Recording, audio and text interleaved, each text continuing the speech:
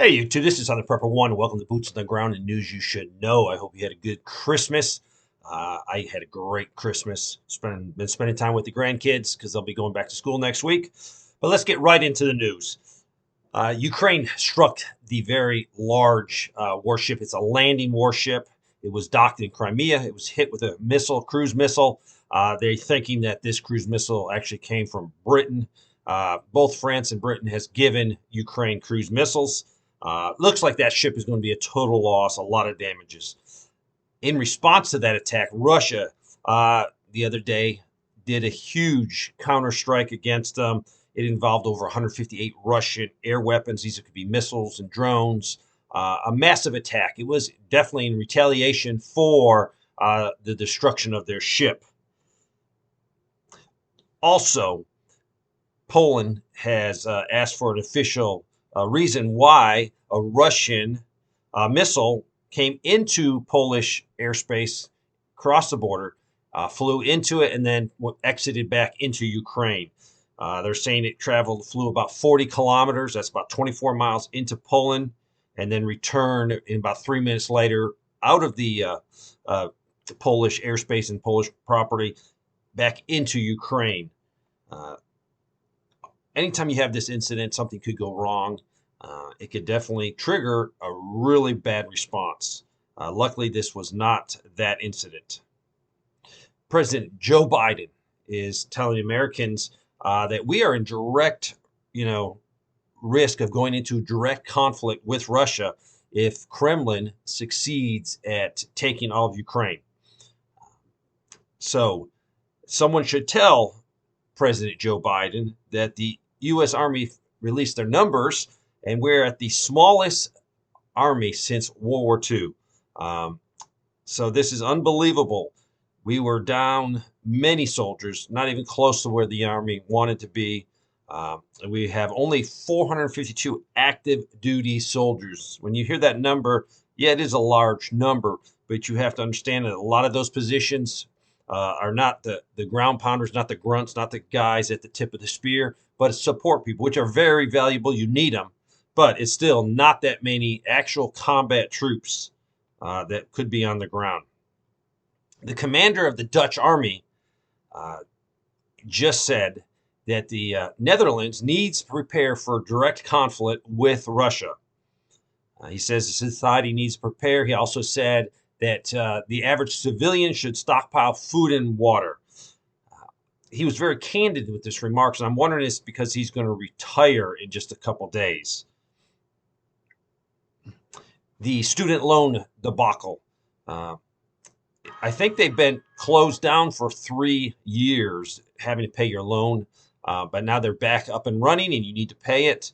And the United States government said if you can't pay it, you're still going to be penalized you'll still have to pay that interest, but there won't be any penalty. So they're trying to get Americans back into paying their bills.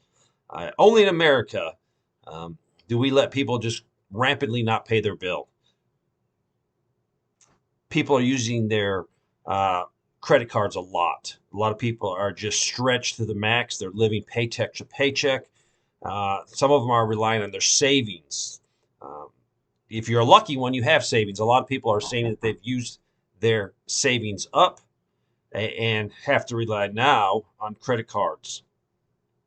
Mortgage rates, they are actually going down a little bit. They fell last week from 6.67% to 6.61%. That's good news if you're buying, but it looks like pending home sales of existing homes are actually lower than they need to be.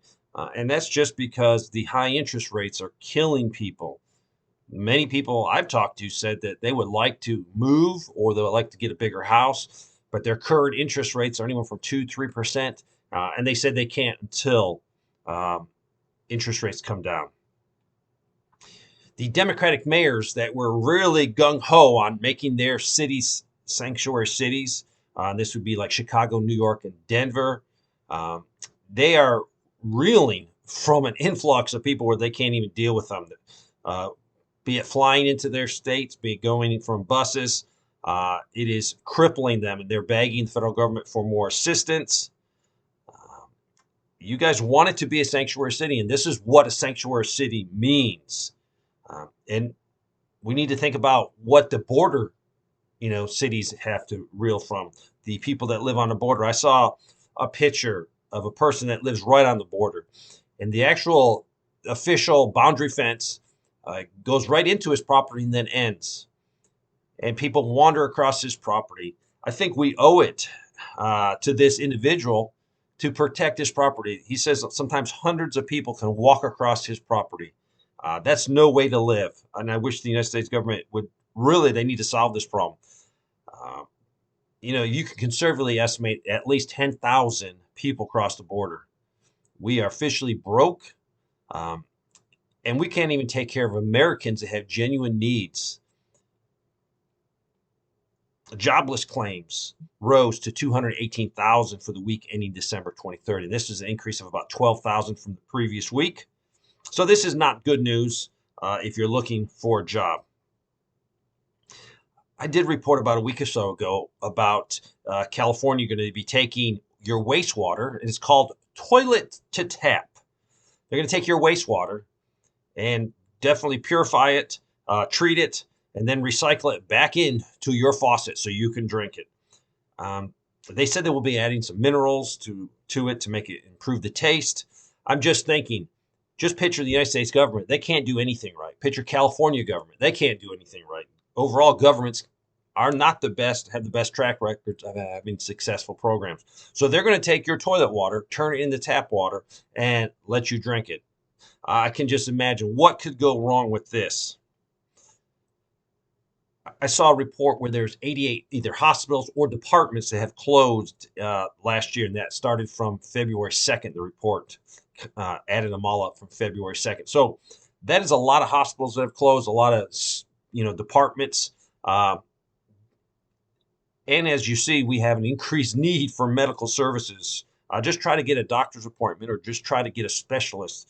Sometimes it's taking months to get those appointments. You've probably all seen that Maine became the second state to disqualify Trump from the ballot.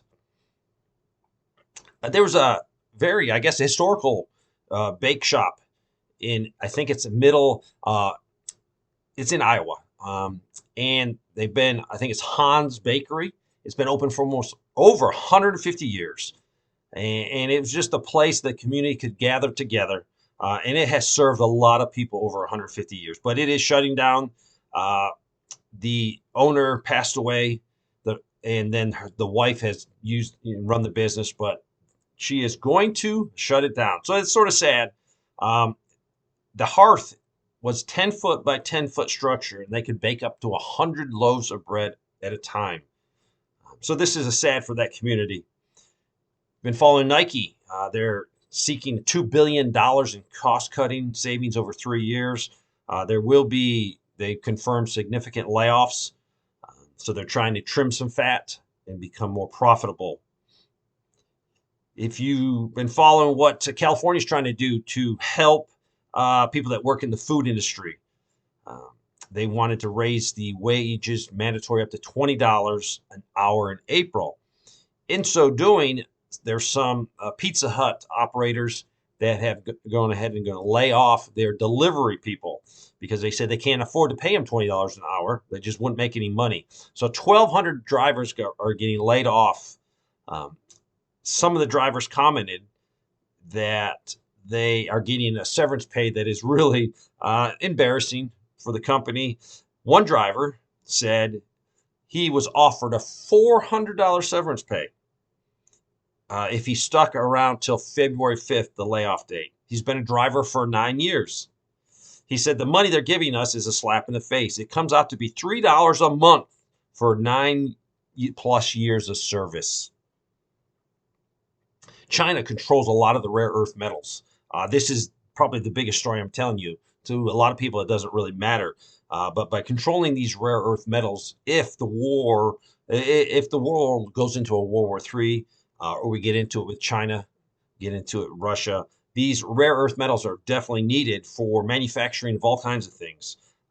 Definitely for commercial and regular items that we use every day, from cell phones to electronics. But if the military industrial complex needs to build a bunch more weapon systems, they're going to need these.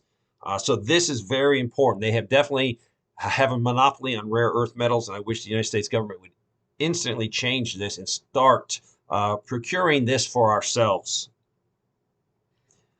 Israel, a few days ago, launched a new airstrike on the capital of Syria. The results of this was 11 members of the Iranian Islamic Revolutionary Guard were killed. Every time the Israelis bomb Syria and Damascus, it just increases the chance for World War III. As we're going, I'm very surprised Iran hasn't gotten involved, but I think Iran is using the Houthis in Yemen to do their dirty work, and by doing that, they are causing the shipping lanes to be shut down. It is costing us a lot of money to escort any cargo ships through the area.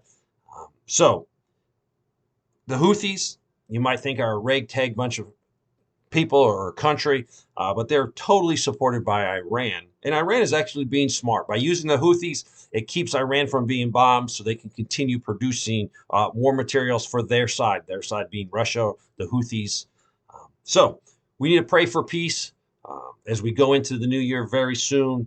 We're going to see interesting times. The only thing you can do is pray, prepare, and that preparing is done physically at your house or preparing financially for what could come. Thanks for watching.